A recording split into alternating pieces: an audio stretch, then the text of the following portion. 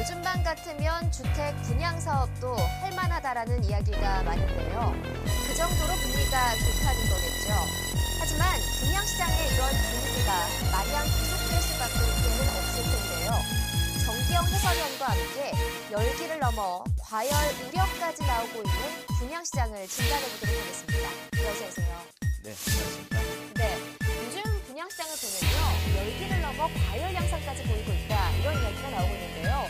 그래서 떴다방이 계속 등장할 정도로 열기가 과열되고 있지 않습니까? 네, 원래 떴다방은 2008년도 금융위기 이전에는 성공하다가 그 이후에는 완전히 자취를 감췄었습니다. 근데 요즘에 다시 떴다방이 또 떴다 이렇게 볼 수가 있는데요. 근데 이 떴다방이라고 하는 것은 청약을 받은 사람들한테 분양권을 일부러 사가지고 판매를 하는 거죠.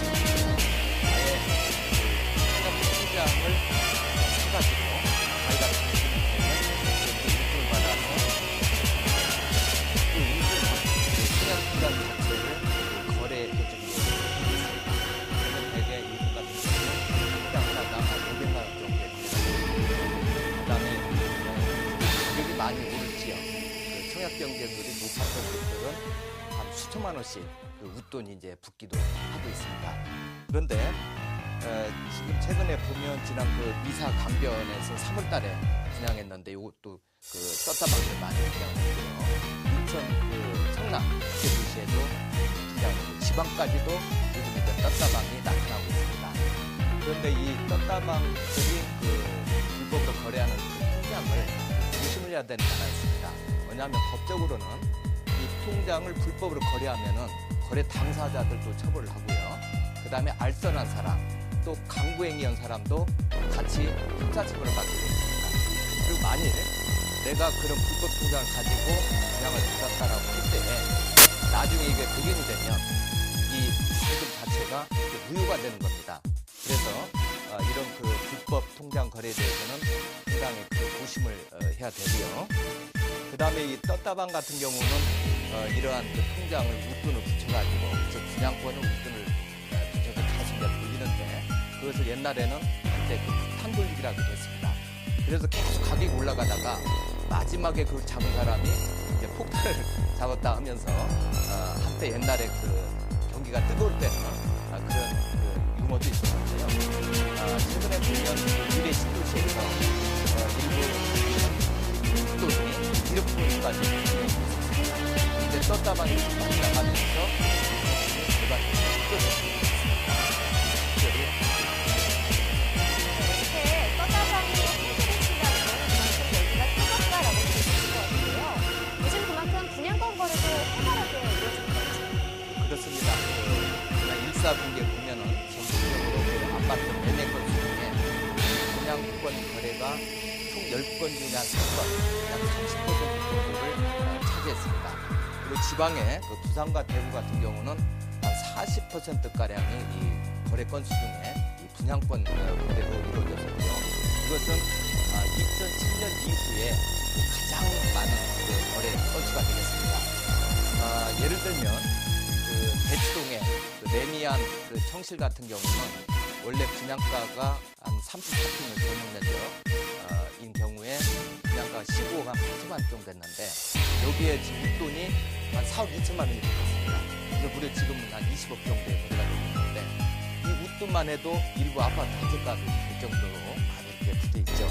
그리고 그 일회 아이파크 같은 경우도 전용 면적 약 30평대가 6천만 원 내지 7천만 원 정도 지금 거래가 되고 있고요. 그다음에 지방도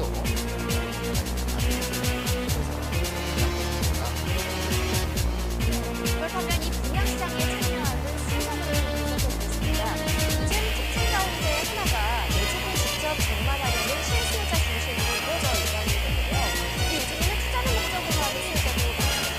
네, 그렇습니다.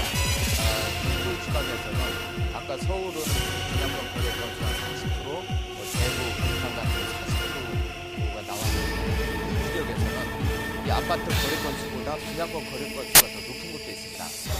이것은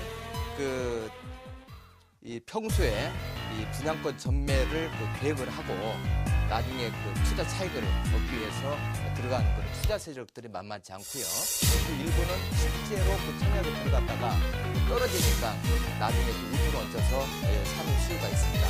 이런 것들이 나타나는 현상은 앞으로 집값도 오를 것이다 라는 것이 모두 공감을 하고 있고요.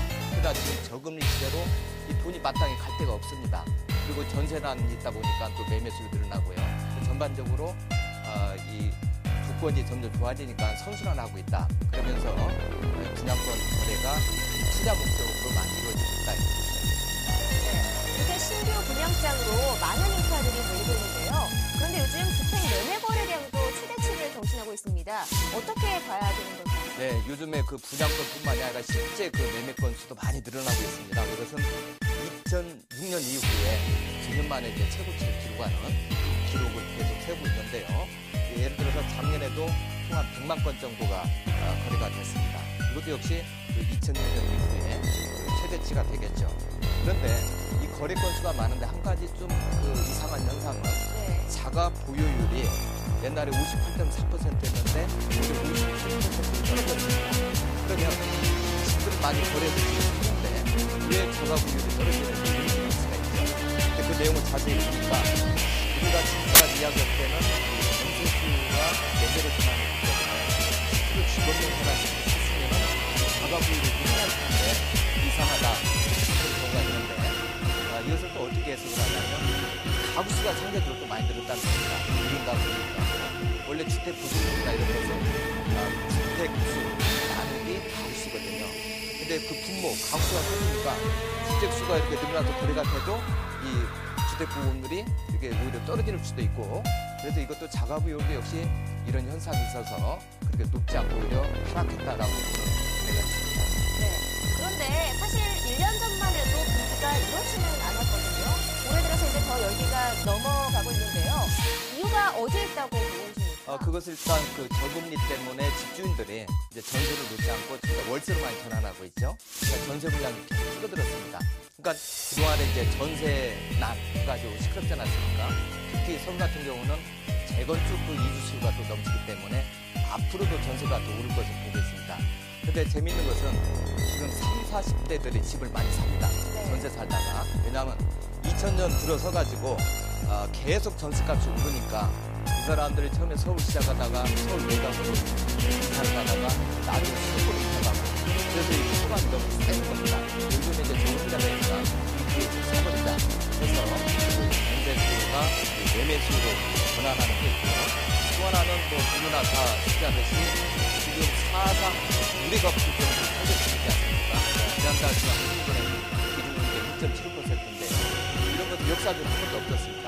그리고 주택 가구 대출 금리도 한 2% 정도밖에 안 되고 경제 금리가 낮으니까 이럴 때에 아예 집을 살려고 하는 그런 세력들이 많이 있는 것이죠.